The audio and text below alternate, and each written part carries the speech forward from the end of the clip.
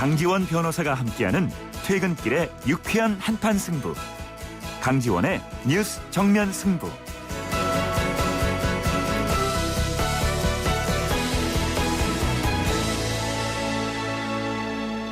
네, 오늘의 타임머신 퀴즈 다시 한번 말씀드리겠습니다. 한국인 최초로 메이저리그에 진출한 이 선수는 누구일까요? 하는 퀴즈인데요. LA 다저스에서 투수로 활약하면서 코리안 특급이라고 불렸던 선수이죠.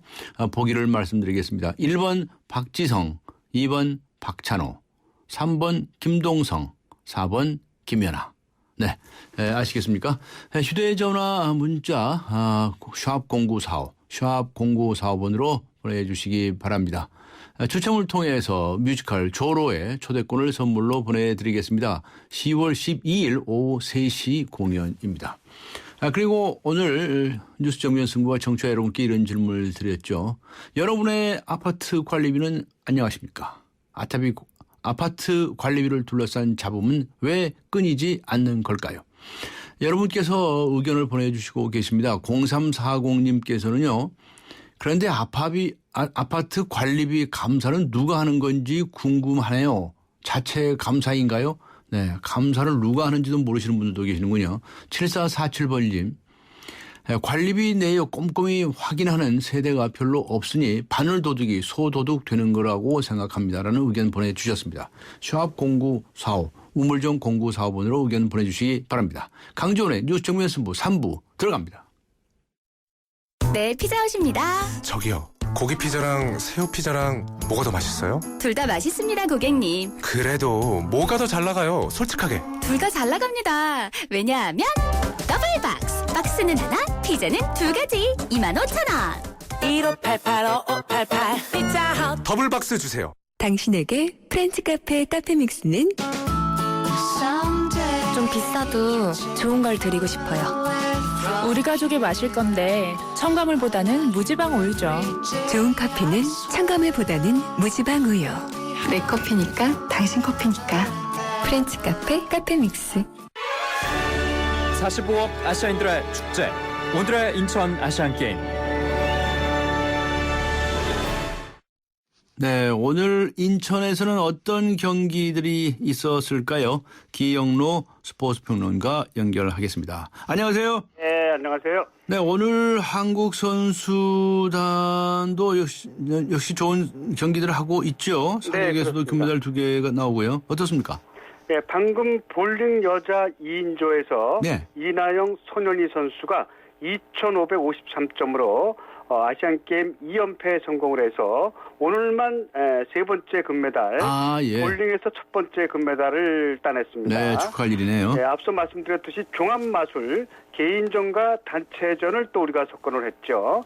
종합마술이란 거는 혼자서 마장마술 크로스컨트리, 그러니까 약 3.3km를 달리는 거, 그다음에 장애물 경기를 다 해서 합해서 순위를 매기는 겁니다. 그래서 종합마술 개인전에서 송상욱 선수가 37점, 30점만 감점을 받아서 금메달을 땄습니다. 네. 그리고 단체전에서도 우리가 3명의 선수 합계 가장 많은 점수를 감점을 당해서 금메달을 따서 종합마술 단체전 금메달은 처음이에요. 네. 개인전은 86년 서울 아시안게임 때 한 번 딴 적이 있는데 이 단체전 딴 것은 이번에 처음입니다. 그리고 개인전과 단체전을 한꺼번에 딴 것도 이번에 처음입니다. 종합마술이요. 네. 그래서 오늘 지금까지 3개의 금메달을 획득을 하고 있습니다. 네. 잠시 후에는 수영에 박태환 선수가 1,500m 자유형에 도전하지 않습니까? 네. 어제 이 시간에 기영로 스포츠평론가께서는 400m 아마 2등 할 거다 이런 식으로 예상하지 않으셨어요? 네, 그랬었죠. 딱 맞추셨어요? 예. 기록이 있는 거니까요. 네. 오늘도 지금 은메달을 전 보고 있고요. 예. 예. 또 400m 혼계형. 그러니까 선수가 4명에서 1명은 평영, 1명은 배영, 1명은 저병, 1명은 자유형. 100m씩 하는 거거든요. 네. 여기에 이제 박태환 선수가 자유형으로 나오게 되는데 이 종목은 이제 동메달이 유력합니다. 단체. 예, 단체전은. 그러니까 200, 400 자유형이라든지 홍경 이런 건 전부 다 중국과 일본이 1위 다투고 우리 거의 모든 종목이 3위권이에요. 네. 그래서 이제 오늘 수영이 마지막인데 지금 같은 기록이나 추세로 볼 때 99% 네. 노 금메달을 될 가능성이 높습니다. 네. 수영이 경영이 36종목이 있고요. 네. 뭐 싱크로나이즈드 스위밍과 수구까지 다 합하면 53개의 금메달이 걸려 있거든요. 예. 여기서 우리가 개최국으로 단 한 개도 따내지 못했습니다. 네. 1978년 방콕 아시안 게임 이후에 36년 만에 수영에서 한 개의 금메달도 건지지 못하는 그런 또 수모를 또 당하게 될 것 같습니다. 그렇군요. 박태환 선수만 생각했는데 그 외에 다른 선수들에게서는 기량이 나오질 않고 있네요. 그것도 좀 문제가 있네요. 그래도 예. 광저우 때는 정달혜 선수가 예. 여자 평영 200m에서 깜짝 금메달을 땄었거든요. 예. 근데 그 선수도 지금 은퇴 단계고 네. 박태환 선수도 지금 한 개의 금메달도 건지지 못하고 다른 선수도 샛별같이 나오는 선수 없고 해서 수영은 이제 암흑기에 접어들었다. 네. 일단은 그렇게 보면 될 것 같습니다. 수영 분발해야 되겠네요. 네. 자, 그다음에 오는 28일에는 한국과 일본이 축구 8강전에 붙지 않습니까? 네, 그렇습니다. 네. 한국과 일본은 뭐 영원한 라이벌이죠. 일본은 사실 2012 런던 올림픽 때 3, 4회전에서 우리한테 0대2로 패하지 않았습니까? 네. 그래서 이번에 서력을 노릴 줄 알았는데 또 일본이 방향을 틀었어요. 일본이 2016 리우데자네이루 브라질 올림픽이죠. 여기 메달을 노리게 됐어요. 그래서 이번 대회 일본은 21세 이하 선수가 나왔습니다. 네. 근데 우리나라는 23세 이하에다가 와일드카드 3장까지 들어가 있잖아요. 그러니까 전력으로 볼 때 일본은 이번에 메달권 들어가면 좋은데 네. 그렇지 않으면 경험을 쌓기 위해서 나왔다. 네. 그래서 전력은 우리가 낮지만 그래도 역시 한일전이고 또 축구라는 게 변수가 워낙 많으니까 하여튼 그 일요일 날 오후 5시에 인천문학경기장에서 한국과 일본이 축구에서 8강전에서 만나게 됐습니다. 네. 자, 이제 내일부터는 육상이 시작되지 않습니까? 네. 그 메달이 뭐 47개나 달려있죠, 금메달이. 예, 남자 24개, 여자 23개. 남자가 이제 50kg 경보 하나만 남자만 있고 다른 종목은 전부 다 남녀가 있습니다. 역시 이 육상도 중국과 일본이 강세를 보이면서 중동 국가들이 네. 아프리카에서 돈을 많이 주고 귀화시키면서 단거리 종목과 마라톤 같은 데 금메달을 건져가고 있어요. 네. 그래서 작년에 인도 아시아 육상 선수권 대회를 보더라도 중국이 16개, 바레인이 5개, 일본이 4개, 사우디아라비아 4개 이런 식으로 해서 중동 지방 국가들이 이 아프리카 선수들을 귀화시켜서 많은 금메달을 가져가고 있습니다. 네. 우리나라는 금메달 후보는 대여섯 명 돼요. 예. 근데 콕 집어서 과거에 박태환이나 예. 뭐 피겨의 김연아처럼 콕 집어서 금메달은 없어요. 근데 금메달 권에 들어가는 선수가 남자 세단뛰기 멀리뛰기 김덕현, 네. 남자 장대 높이뛰기 진민섭, 또 남자 경보의 김현섭, 네. 또 여자 멀리뛰기 정순옥, 100m 허들의 정혜림, 110m 남자 허들의 김병준 뭐 이런 식으로 해서 또 남자 400m 계주에서 금메달 후보는 6, 7명 되는데 콕 집어서 한 명이 없기 네. 때문에 하나도 못 나올 수도 있고요. 네. 그래도 이제 볼 때는 2개 정도는 나오지 않겠냐 이렇게 기대를 하고 있습니다. 네. 우리나라 육상이 좀 약해요. 그죠? 기초 종목이 약한 거죠. 네. 이거 기초 종목이 약한 거죠. 그야말로 육성을 해야 됩니다. 정말. 네, 맞습니다. 콕 집어서 금메달을 딸 수 있는 사람이 좀 나올 수 있도록. 그죠? 예. 네. 고맙습니다. 그러네요. 감사합니다. 예, 안녕히 계십시오. 지금까지 기영로 스포츠 평론가와 함께 했습니다. 지금 시각은 7시 17분을 가리키고 있습니다. 이 시각 교통 상황 알아보겠습니다. 유보연 캐스터입니다. 네, 뉴스 정면 승부 교통정보입니다. 서울 시내도로들 정체가 심한데요. 금요일 여파를 받고 있습니다. 남산 터널들은 현재 모두 다 강남 방면으로 밀려서 가고 있고요. 한강대로도 서울역 광장에서부터 한강대교 북단 방면으로 차간 거리가 바짝 좁혀져 있습니다. 경인로가 외곽 쪽으로 서울교부터 물레동 사거리까지 속도를 늦추고 있고요. 국회대로도 영등포 경찰서에서 목동교 구간 더딘 흐름 보이고 있습니다. 양화로 동교동 3거리에서 합정역 구간 양방 면 밀려서 가고 있고요. 신촌도가 아현교차로부터 신촌교차로까지 대부분 구간 속도로 못 내고 있고요. 반대쪽 창천 3거리에서 신촌교차로, 웨딩타운에서 아현교차로 구간 답답한 흐름 보이고 있습니다. 지금까지 뉴스 정면 승부 교통정보 유보연이었습니다.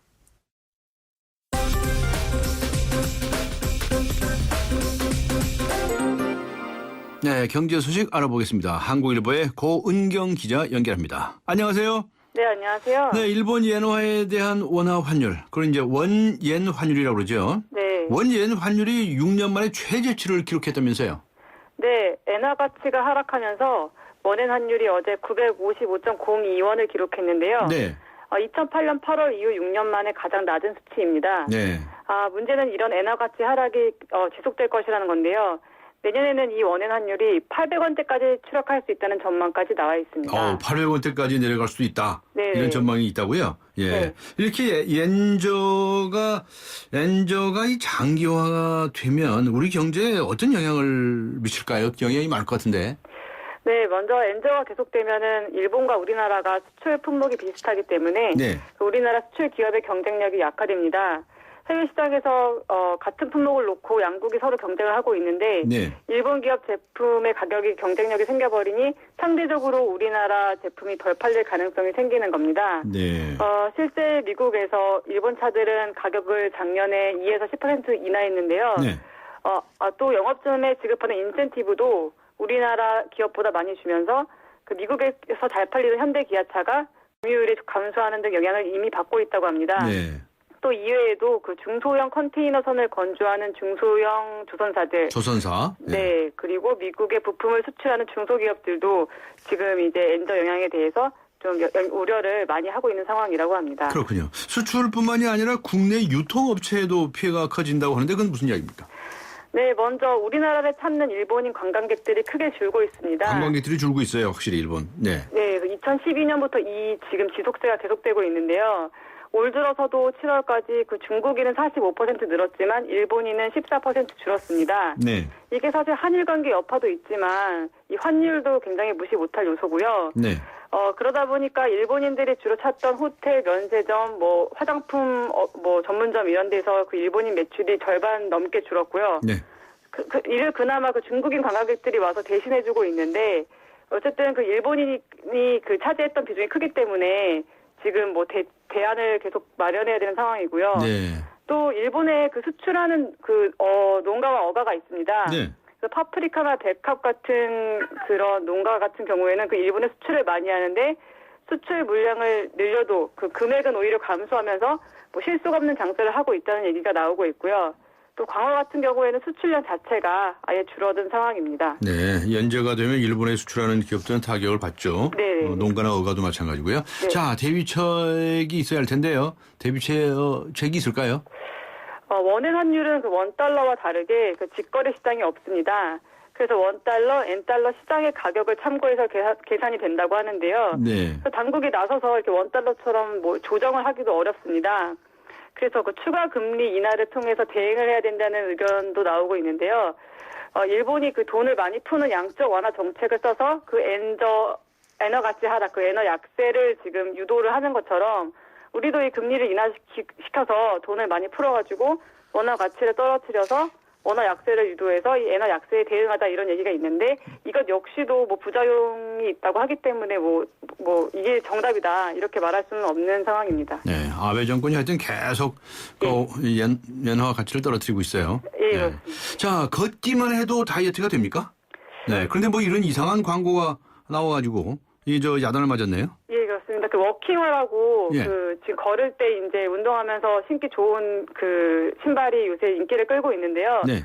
이번에 그 공정위가 그 리복, 뉴발란스, 르카프 같은 굉장히 유명한 브랜드들인데 이 7곳에 시정 명령과 함께 과징금 10억 7천만 원을 부과했습니다. 네. 이 광고의 과장 정도가 상대적으로 좀 경미한 그 아식스와 프로스펙스는 경고를 받았는데요. 예. 이들을 포함하면 총 9개의 유명 브랜드가 그 과장 광고를 한 것으로 나타났습니다. 네. 도대체 어떻게 광고를 했기에 이렇게 무더기로 제재를 받았답니까? 네, 이 브랜드들은 신발을 신고 걷기만 해도 엉덩이나 허벅지 근육 활동이 20% 늘어났다. 이렇게 광고를 했는데 예. 이게 알고 보니까 시험 대상자 수가 5명에서 12명에 불과하거나 네. 측정 시간도 최대 2분 30초만 해보고서 이렇게 결과를 낸 겁니다. 예. 예, 또 어떤 브랜드는 그 다른 신발을 신을 때보다 칼로리 소모량이 10% 증가한다고 광고를 했는데요. 네.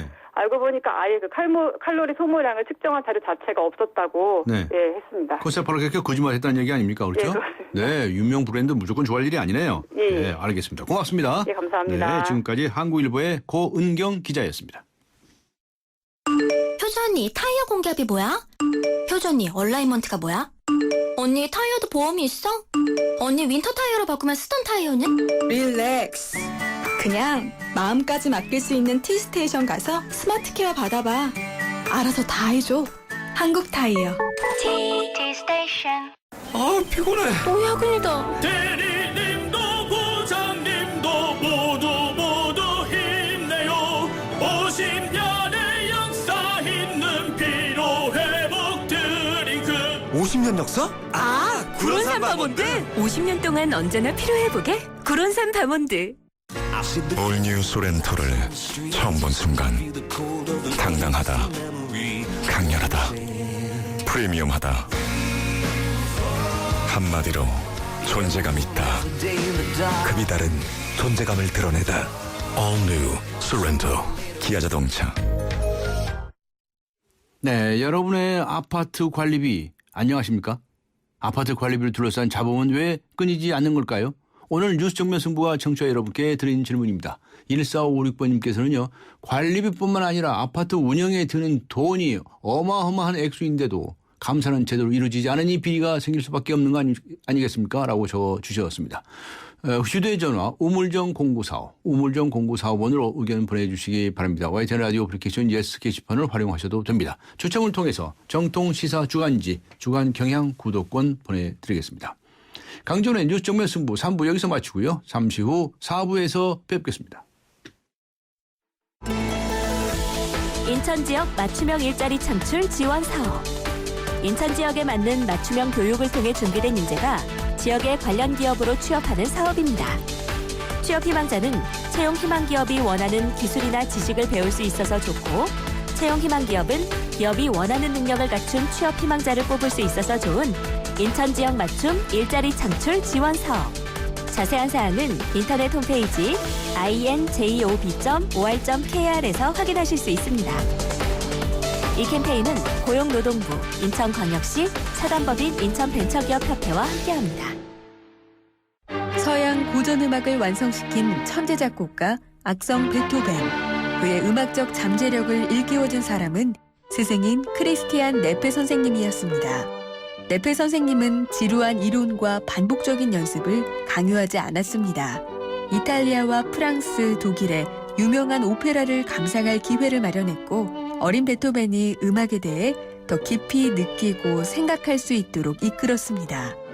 가르치는 것이 아니라 깨우치는 교육, 아이들의 잠재력을 활짝 꽃피우는 우리 교육의 희망입니다. 이 캠페인은 I am the key, 눈높이 대교와 함께합니다.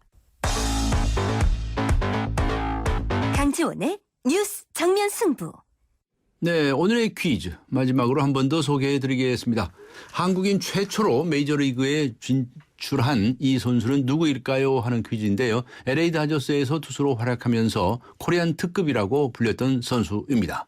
보기 말씀드리겠습니다. 1번 박지성, 2번 박찬호, 3번 김동성, 4번 김연아. 네, 휴대전화, 문자, 샵 0945, 우물정 0945번으로 보내주시기 바랍니다. 추첨을 통해서 뮤지컬 조로의 초대권 보내드리도록 하겠습니다. 10월 12일 오후 3시 공연입니다. 그리고 오늘 여러분의 아파트 관리비 안녕하십니까 하는 질문을 드리고 있는데요. 아파트 관리비를 둘러싼 자본은 왜 끊이지 않는 걸까요? 많은 분들께서 의견 보내주시고 계십니다. YTN 라디오 어플리케이션 예스로 두고 계신 분들은 예스 게시판을 활용해 주시고요. 샵 0945, 샵 0945 휴대전화 문자 보내주시기 바랍니다. 강지원의 뉴스 정면 승부 4부 들어갑니다.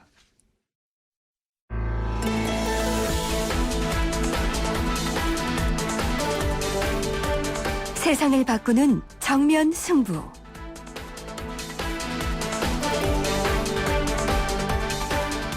네, 세상을 바꾸는 정면 승부. 금요일 4부는 정치 수다로 꾸며지지요. 네, 이번 주 여의도에서는 어떤 일들이 있었을까요? 대한민국 정치판, 정치 수다로 풀어봅니다. 두 분의 여성 변호사 나오셨습니다. 먼저 이수희 변호사 나오셨습니다. 예, 안녕하세요. 강현재 변호사 나오셨습니다. 네, 안녕하세요. 네, 청취자 여러분께서도 우리 정치권에 하시고 싶은 말씀이 있으시다면 편하게 짧은 문자 50원, 긴 문자 100원의 유료 문자입니다. 우물정 0945, 우물정 0945번으로 보내주시기 바랍니다. 두 분께서는 오늘 국회에서 있었던 일 주목해 보셨죠? 예. 네. 그 경위도 복잡하더군요. 네. 그거 보시고 점수는 몇 점이나 주실 수 있다고 생각을 하셨습니까? 점수 매기기도 싫으십니까? 예, 이번 주에는 네, 아마 김현 그 새정치민주연합 의원의 대리기사님에 대한 그 폭행 그 문제하고 특권 의식을 보여줬던 그 문제하고 지금 오늘 좀 바쁘게 움직였는데 오전에 그 박영선 원내대표가 그 이왕구 지금 뭐 사의를 표명을 했지만 그 반려가 됐으니까요. 그 이왕구 새누리당 원내대표를 찾아와서 오늘 이제 새누리당이 26일 날 단독이라도 본회의를 개최하겠다. 그래서 뭐 포결을 하겠다라고 한 그 포고에 대해서 이제 박영선 대표가 좀 이 말씀을 심하게 하신 것 같아요. 이분이 좀 초심을 벗어난 게 아닌가 싶은데 이왕구 대표한테 왜 자꾸 피해 다니냐 뭐 이런 취지의 말을 해서 거기에 대해서 이왕구 대표가 좀 유감 표명을 하고 그리고 정의와 국회의장실에 김무성 새누리당 대표도 찾아가서 단독으로라도 본회의를 개최하자 그리고 뭐 표결을 하자라는 그 뜻을 전달을 한 것 같은데 결국 2시에 본회의는 했지만 3시에 본회의는 했지만 9분 만에 산회되고 아마 30일로 이어서 이제 본회의를 열자라고 한 것 같은데요. 정의화 의장님이 제가 개인적으로 본 그분 성향대로 하신 것 같아요. 양쪽 다 좀 싫은 소리 안 들으려고 하셨는데 결국은 양쪽에서 다 욕먹는 경우가 되지 않았나 싶네요. 네. 강현주 변호사님. 예, 저는 일단 오랜만에 이번 주는 그래도 점수를 조금은 주고 싶어요. 점수를 왜냐하면 준다고요? 네. 웬일이십니까? 조금은. 그러니까 그 네. 이유는 맨날 빵점이라고 그러셨는데. 예, 빵점이었던 이유는 너무 꽉꽉 막혀서 해야 될 일이 산적돼 있는데 전혀 하지 못하고 있는 것에 대해서 빵점이었는데 네. 그래도 이번 주는 그 문희상 비대위원장이 스스로 또 국회 정상화 필요하다는 말을 꺼냈고 야당 입장에서 또 오늘 본회의를 하는 과정에도 이제 야당에서 그 29일 본회의 연기 요청을 한 내막에서는 이제 더 이상 야당도 다른 일 처리라든지 본회의나 국정감사 이런 것들을 더 이상 미룰 수 없다라는 내부적인 이제 얘기들도 많이 나오고 있고 그러다 보니 이제 적어도 국회에서 일하는 모습을 그래도 조만간에는 뭔가 보일 수 있지 않을까. 그러니까 그 전에 아주 꽉 막혀서 뭐 아무것도 안 하고 있던 그런 모습에 비해서는 그래도 한 발짝 조금 출구가 보이는 것 같아서 네. 예, 그런 면에서는 아주 조금은 긍정적으로 보고 있습니다. 네, 그동안에 놀고 먹은 데 대해서는 세비 반납 안 하겠죠? 그건 없겠죠. 근데 제가 기대하기 어려워 보이네요. 제가 좀 그 아쉬운 점은 이수희 변호사님. 26일 오늘 그 본회의를 단독으로 열어서 9분 만에 산회를 했단 말이에요. 30분 정도. 30분이든 9분으로 저는 알고 있는데 그래서 이제 일부 새누리당 의원들이 아마 본회의장에서 그 의장하고 뭐 이런 좀 사과를 요구하고 이런 해프닝도 있었던 것 같습니다. 근데 저는 유감스러운 게 이럴 바에는 차라리 그러면 새정치민주연합에서 좀 뭐 믿을 수 있을지 없을지 몰라도 여하튼 29일 날로 연기를 요청했으면 30일. 아니요. 그러니까 오늘 30일 날에 본회의 소집하자라고 하자고 하고 산회한 거고 네. 새정치민주연합에서 뭐 일요일 날인가요? 그 자기네가 의총 열어서 네, 28일, 29일에 의총을 연다는 얘기가 있었는데 본회의 뭐 확인된 건 하겠다. 아니고요, 아직까지. 그러니까 그 말을 신뢰를 할 수 있는지 없는지에 대해서 새누리당이 회의를 가져서 이렇게 단독으로 열겠다고 했겠지만 이렇게 9분 만에 산회할 거면 차라리 새정치민주연합에 대해서 좀 그런 제스처를 보여줬으면 그러면 당신네들 의총하고 그럼 다음 날 그럼 본회의 할 수 있도록 해보자. 뭐 본회의를 열자라고 했으면 좀 더 낫지 않았을까. 9분 만에 산회할 거고 어느 뭐 쪽이세요? 이렇게. 새누리당 입장, 그러니까 새누리당 새정치민주연합에 좀 국민들한테 그나마 서로 합의돼 가는 과정을 보여주고 합의 가능성, 그러니까 좀 좋은 모습이잖아요. 차라리 9분 만에 산회하는 것보다 저는 그게 더 어느 나았을 쪽에서 것 같아요. 그렇게 했으면 좋겠다는 겁니까? 새누리당에서 했었어요. 새누리당 쪽에서 그랬어야 된다. 예. 정의호 의장이 지금 30일로 연기한 거 아니에요? 아니 그러니까 지금 저 새누리당은 26일 오늘 본회의 열어서 단독 표결을 하자는 입장이었고 네.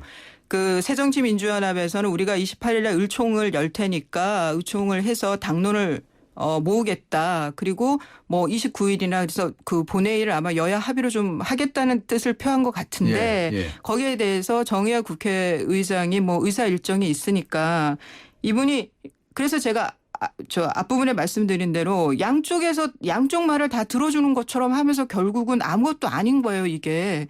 그래서 새누리당 요구했던 대로 단독 본회의는 개최를 했어요. 그랬는데 9분 만에 산회를 하고 30일 날 본회의를 다시 열겠다고 한 거예요.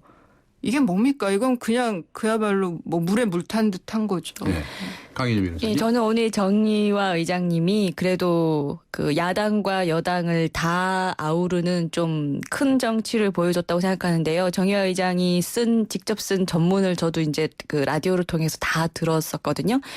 근데 이제 저는 이 정의화 의장이 지금 여당에서는 야당 편만 들었다 이렇게 반발을 하는 것 같은데 저는 야당의 편을 든 것도 결코 아니라고 봐요. 왜냐하면 30일까지 한 번 더 이게 정치라는 것이 합의를 하고 타협을 하는 걸 최우선으로 일단 해야지 일방통행해서 또 싸움으로 되고 투쟁으로 되고 또 한쪽은 더 이상 합의가 없다 추가적인 양보 없다 이렇게 선을 긋고 이런 거는 기본적으로 정치의 본질과 맞지 않다고 생각하거든요. 근데 지금까지 여당과 야당이 이런 일색으로 지금 왔어요. 근데 그런 상황에서 정의화 의장이 오늘 보여준 태도는 야당에게도 편든 게 아니라 마지막 경고를 저는 했다고 봐요. 야당 편들었다고 생각한다면 그건 정말 야당이 착각하는 거죠. 마지막으로 경고를 한 것이고 새누리당에게도 집권 여당답게 조금 쪼잔한 정치보다는 좀 더 큰 정치를 보이고 한 번 정도 참고 좀 양보하는 모습도 이번에는 좀 보여라라는 경고를 했다고 보거든요. 네. 그것은 얼마든지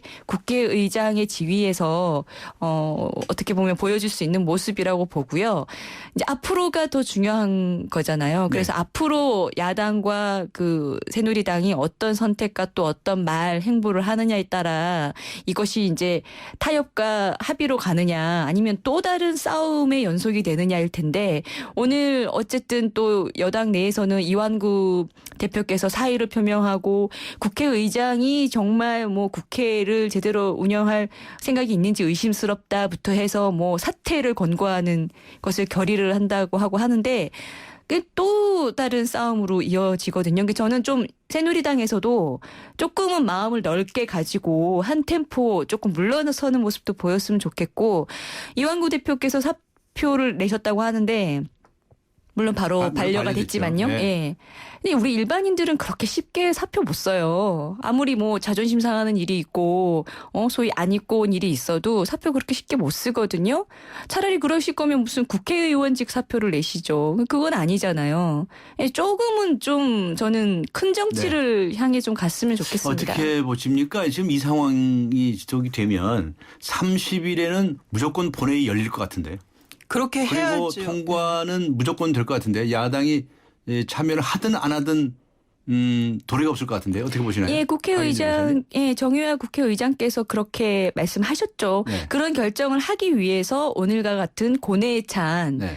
한 템포 늦추는 네. 이런 결정을 하신 거기 때문에 거기에 대해서 야당이 만약에 그 30일에도 지금과 같은 모습을 보인다면 저는 욕 터먹겠죠? 그렇게 된다고 봐야죠. 이재명 변호사 어떻게 보세요? 명분 실리 다 지금 새누리당에 다 유리한 입장이죠. 새정치민주연합에 더는 버틸 수가 없는 상황이라고 보고요. 그리고 이완구 대표 그 원내대표직 사임하고 국회의장 비난하면서 또 거기에 대해서 새누리당 대표가 반려를 하고 그런 거를 국민들은 다 짜고 치는 고스톱이라고 얘기하는 거예요. 예. 근데 정치인들이 이렇게 좀 명분 쌓기로 이런 걸 하기는 해야죠. 근데 이런 일련의 과정이 제가 보기에는 다 30일 날 본회의에 새정치민주연합으로서는 다 명분도 잃고 참가를 안 한다면 명분도 잃고 실리도 잃기 때문에 이 모든 게 다 아마 새정치민주연합에서는 다 부담으로 다가올 겁니다. 네. 그럼 방송 시작하면서부터 벌써 그냥 이 문자들이 많이 오고 있습니다. 네, 아주 뭐 다양한 의견들이 입장이 각각 다르신데요. 7498번님께서는 지금 말씀하신 분 아마 이수희 변호사님 말씀하실 때 들어왔었는데 옳은 말씀이십니다. 초등학교 학급 회의도 아니고 시작하자마자 끝나는 회의를 국회에서 해도 되는 겁니까? 야당과 충분히 타협 못하는 여당도 집안 단속 못하는 야당도 정말 한심합니다. 5001번님께서는 의장이라는 분이 오죽 답답했으면 그랬을까 싶습니다. 이제는 정치권 싸움이 유치해 보입니다.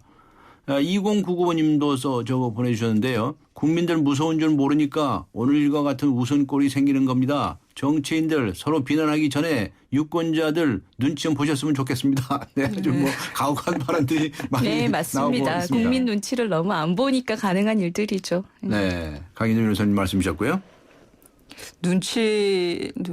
눈치하고 여론하고 이게 어떻게 차이가 있는지 갑자기 궁금해지네요. 이게 여론은 이제 뭐 언론에서 나오는 얘기들 눈치라고 그러면 알아서 보는 거잖아요.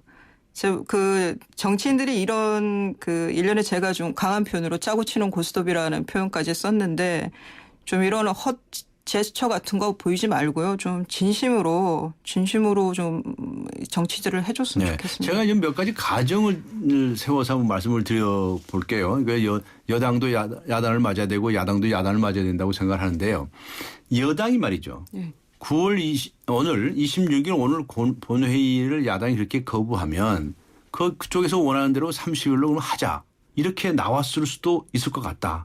그런데 꼭 오늘 강행 처리를 만일 단독으로 하게 되면 이게 또 더 큰 파국의 원인이 돼서 더 이제 뭐 야당에서는 나잡아질지 모른다. 뭐 이런 문제도 생길 수 있거든요. 네. 어떻게 생각하십니까? 저는 강행 처리를 안 한 거, 그러니까 표결까지 안 간 거, 표결을 안 한 그거는 정말 다행스러운 것 같아요. 오히려 다행스럽다고 생각하신다고요? 예, 저는 그래요. 그 새누리당에서 새정치민주연합에서 지금 뭐 의총도 하고 뭐도 하겠다 이런 제안을 하는 가운데에서 단독 그 본회의를 열어가지고 표결까지 갔다. 단독 표결까지 갔다. 그거는 뭐 충분히 그래야만 하는 상황이 있었다 하더라도 국민들 보시기에는 그냥 단독 처리예요. 그리고 일방 통행일 뿐이고.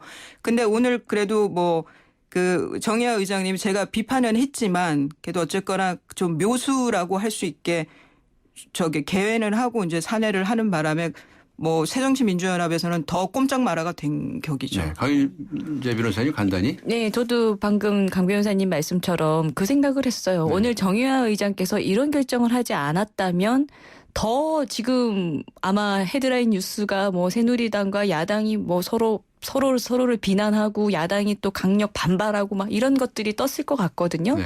그러니까 조금 그렇게 되면 결국 국민이 스트레스를 받고 정치판이 더 꼬이는 것이라서 정의연 의장님이 양쪽에 뭐 어떻게 보면 다 뭐 욕을 먹을 각오를 하시고 국회의장 본연의 어떤 역할을 오늘 하셨다고 봅니다. 저는. 네. 반면에 말이죠.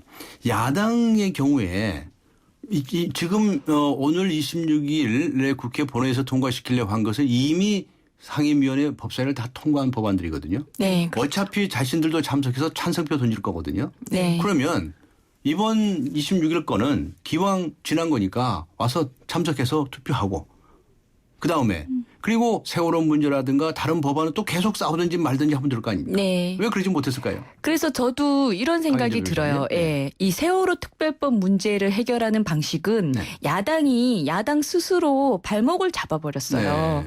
이 세월호 특별법 유가족이 원하는 또는 동의하는 진상조사위에 수사권 기소권 주는 법안 이것이 아니면 다른 법안을 처리할 수 없다. 이것이 가장 최우선의 민생이기 때문에 최우선 합의를 해야 한다라고 연계시킨 것이 결국은 야당 스스로의 발목을 잡아버렸고 이 자존심 싸움이 돼버린 거예요. 그러니까 저는 당내에서도 저는 그런 의견들이 계속 나와줬다고 알고 있거든요. 네. 진작부터 이제 투트랙으로 가자.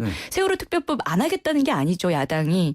계속 몇몇 의원은 오로지 유가족과 계속 합의를 하고 설득을 하고 하는 과정을 전념을 하고 나머지 의원들은 그래도 본연의 또 다른 법안들 이런 쪽으로 좀 분산시켜서 진행을 하자라는 의견이 야당 내에서도 진작부터 나왔던 걸로 알고 있거든요. 그러니까 스스로 발목을 너무 잡아버린 측면이 있어요. 이소희 변호사님이 이번에 좀 간단히.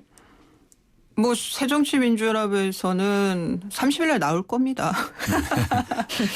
제가 질문한 것은 그러니까 오늘은 못 나오죠. 네. 자기네가 지금까지 나갈 수 있지 않느냐 하는 문제에 관해서 질문을 한 겁니다. 그거는 합리적인 판단인 거고. 네. 그래서 왜 이렇게 합리적으로 못 나왔느냐는 겁니다. 합리성만 있는 건 아니니까요. 정치 안에서. 네? 합리성만 있는 건 해야죠. 무슨 그 말씀하십니까? 합리성만 있는 건 아니고 때로는 좀 억지스러운 명분도 쌓아야 되고 하니까. 그러니까 야당 입장에서는 세월호 유가족들에게 우리가 이제 다른 법안도 도저히 미룰 수가 없어요라는 양해를 구할 시간을 조금 번 것. 그것이라고 보여져요. 쑥스럽지만 30일 날 나오셔야겠죠. 네, 야당이고 여당이고 같은 좋은 소리는 못 듣게 됐네요. 좌우지간. 네. 자, 그런데 우리가 지금 이렇게 전국이 몇 달 동안 파행을 거듭한 것은 결국은 세월호 특별법 문제 아니었겠습니까? 네, 그렇죠. 네. 그런데 제가 이 방송을 계속 이 진행을 하면서 유가족들의 그쪽에 그 인터뷰를 여러 차례 했어요. 근데 거기서는 사실 진작부터 이 진상조사위원회의 수사권과 기소권을 꼭 줘야 한다는 건 아니다. 수사권과 기소권을 달라. 그렇지 않으면 그에 준하는 어떤 특별한 조치를 해주면 된다. 이런 얘기를 수도 없이 해왔거든요. 그런데 요새 뭐 새로운 얘기가 나온 것처럼 그렇게 오고 가고 하는데 이렇게 의사 전달이 잘 안 되나. 그게 좀 우선 답답하게 느껴져요. 두 분은 어떻게 보셨습니까? 저는 이 세월호 특별법 하면서 맨날 나온 게 뭐 수사권, 기소권, 그 진상위에다 수사권, 기소권을 줘야 한다. 또 하나가 뭐 여러 가지 그 비판을 받았던 것 중에 하나가 뭐 특례 입학. 대학 특례 입학 뭐 이런 얘기가 있었는데 세월호 특별법은요. 이게 실체가 없어요. 어떻게 보면. 그냥 여러 국회의원들이 막 이렇게 내놓은 안들이에요. 네, 그래서 이제 유가족 측에서 내놓은 안도 있고요. 예, 그러니까 안들이란 말이에요. 제안들. 그 안에서 이제 그 새정치민주연합이랑 새누리당이랑 TF팀을 꾸려가지고 거기서 세월호 특별법을 만들어야 되는데 채 그것도 못하고 이 그 수사권 기소권 때문에 좀 이상해진 거죠. 실체도 없이 좀 이상해진 거예요, 사실상. 근데 그 오늘도 또 얘기가 있었죠. 이제 뭐 유가족 측에선 수사권, 기소권 이제 뭐 더는 그 주장 안 하겠다. 그랬더니 또 유경근 그 저 세월호 대책위에서 대변인인 분이 아니다, 그렇지 않다, 뭐 이런 얘기도 했고. 그 이야기가요. 다른 이야기 아니라 같은 이야기입니다. 제가 이 방송에서 유경래 대변인뿐만 아니라 무슨 좀 위원장이고도 직접 대화를 했는데 딱 그겁니다.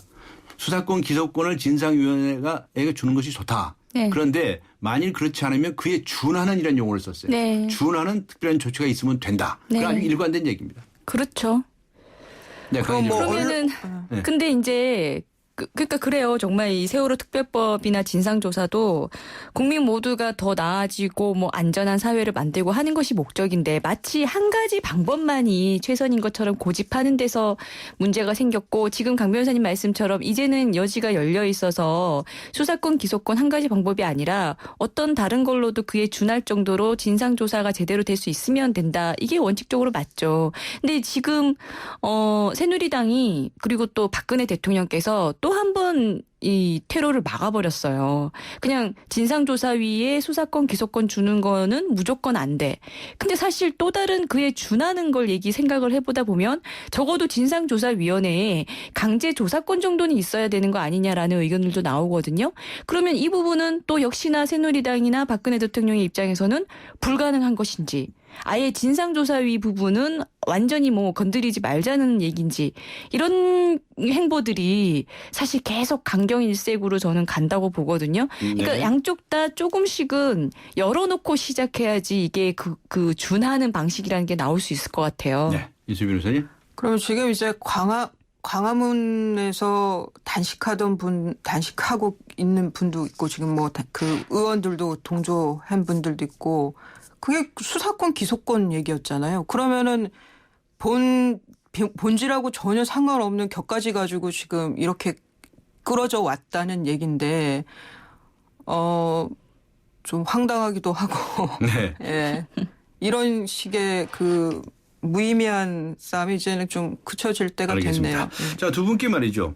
한 분씩 질문을 좀 드리고 싶습니다. 여당에서는 보수혁신위원회라는 걸 만들어가지고 이제 가동을 하고 있지 않습니까? 또 새정치민주연합 야당에서는 정치혁신실천위원회를 만들어서 위원장도 위촉이 되고 한 상태 아니겠습니까? 네네. 어떻게들 보시는지요? 먼저 여당, 새누리당의 보수혁신위원회에 대해서 이수희 변호사님 어떻게 보십니까? 여기 이제 저는 위원장이 그 김문수 전 경기도지사시죠. 네. 뭐 이분 하면 연관 검색에 뭐 소방관 뭐 이게 뜨는데 부정적인 걸로 뜨는데 사실 그거는 좀 오해가 많은 사건이었고 김문수 지사 입장에서 억울한 점이 많은 사건이었는데요. 김문수 이 혁신위원회 위원장이 지난 17대 때 그 공천 그때는 공천 심사위원회죠. 심사위원회 위원장을 해서 참 공천을 잘했다는 평가를 받았어요. 그리고 살아온 인생 자체도 담백하신 분이고요. 그래서 저는 혁신위원회 위원장에 대한 신뢰가 크다. 그분에 대한 기대와 믿음이 크다는 말씀을 드리고 싶고, 그리고 혁신위원회 위원들이 외부 인사가 많더라고요. 그래서 우선은 그 당 내부보다 당 외부 인사들에 대한 기대가 있지만 그에 따른 또 한계가 있지 않을까 싶어서 걱정스럽고, 아마 좀 언론 보도되는 거 봐서는 김무성 대표하고 조금 서로 이렇게 지금 긴장 관계라 그래야 되나요? 그런 모습을 보이는데 그것보다도 이제 앞으로 총선, 대선이 있으니까 새누리당과 대한민국을 위해서 어떤 정치적 발전이 있어야 되는지, 당내에는 어떻게 또 발전을 해야 되는지 잘 고민을 해줄 거라고 기대합니다. 저는. 네, 새정치민주연합의 정치혁신실천위원회에서 어떻게 생각하십니까, 강현님 변호사님? 지금 새정치연합은 뭐 비대위도 있고 정치혁신실천위원회도 있고 이렇게 뭐 문희상 비대위원장이 맡고 계시고 원혜영 위원장님이 맡고 계신데, 가장 큰 문제는 이런 위원회가 있고 없고가 중요한 게 아니고요. 네. 결국 정말로 당내 혁신이 가능한 것인가, 이거에 대해서 좀 생각을 해보면 이 계파가 어느 정도 좀 정리가 되거나 아니면 이제 계파에 대한 갈등을 계속 보였을 때 당 전체가 죽는다, 이런 것에 대한 공감대, 더 어떤 처절한 혁신 각오, 이런 것 없이는 뭐 누가 위원장을 하시건 그리고 어떤 이제 뭐 제안을 걸건 간에 혁신이 제대로 되긴 좀 어려워 보이거든요. 그러니까 벌써부터 지금 곧 조강특위를 앞두고 있죠. 조강특위에서 지역위원장이 정해지면 사실상 다음 총선의 공천에 영향을 미치죠. 조강특위라는 게 조직 강화 특별위원회. 예, 그래요. 예, 그 위원회에서 이제 전국의 지역의 지역위원장을 선출을 하기도 하고 해서 이렇게 당장 이 배지와 관련된 것들이 눈앞에 있다 보니 과연 그런 것들을 완전히 떠난 정말 당 전체만을 생각하는 혁신이 제대로 될 것인가, 그거에 대해서는 지금 상당히 좀 우려되는 부분이 많습니다. 저는 좀 놀란 게 비대위가, 이 새정치민주연합의 비대위가 저는 처음 기대했던 게 당의 좀 체질도 바꾸고 이런 정말 혁명 같은 일을 기대를 했는데 이게 어떻게 비아냥거리는 이제 부족장 회의라고까지 비아냥을 받고, 그리고 이 비대위가 전당대회를 준비하는 기구로 전락해버린 것 같아요. 그래서 과연 이 새정치민주연합의 뭐 혁신위원회라고 다시 정치혁신위원회로 다시 뒀지만 정말 이 의지가 있는 건지, 위기의식은 갖고 있는 건지, 누구 하나 입에서 제 잘못입니다, 내 탓입니다라고 하는 그 사람도 안 보이고요. 좀 많이 걱정스럽네요. 이번에는 강현재 변호사님께서 여당 보수혁신위원회에 대해서 말씀하십시오. 여당은 뭐 아직까지 김문수 위원장 되셨다는 거 외에는 별다른 물론 위원은 구성하셨죠, 그죠? 위원 구성하셨는데 어떤 혁신의 과제라는 것에 대해서 지금 선명하게 내신 건 아니어서 뭐 어차피, 근데 이제 새누리당 같은 경우에는 그런 부분을 좀 각오를 하셔야 될 것 같아요. 보수 혁신이란 말 나온 지가 한참 됐거든요. 그리고 특히 선거만 앞두면 혁신 보수, 보수 혁신, 뭐 혁신 장렬이라는 글자를 써가지고 티셔츠에 입고 다니시기도 하고, 이준석 씨를 위원장으로 한 새누리를 바꾸는 위원회인가 뭐 그런 것도 만들고 했었지만 다 3일 천하로 끝나고 말뿐이었어요. 그러니까 결국은 혁신을 지금 새정치연합에서 정치혁신실천위원회라고 썼는데 얼마나 실천이 안 되면 실천위원회라고 썼을까요? 그러니까 새누리도 마찬가지로 실천을 해야 된다고 봅니다. 그러니까 이번만큼은 뭐 김문수 위원장님이 되셨으니까 정말 예. 혁신을 실천하는 그런 위원회가 되시길 바라요. 알겠습니다. 오늘 어느 시간이 다 돼서 여기서 마쳐야 되겠습니다. 개혁, 혁신 이루어지기를 기대하겠습니다. 수고하셨습니다. 네, 감사합니다. 네, 감사합니다. 지금까지 이수희 변호사, 강현재 변호사와 함께 했습니다.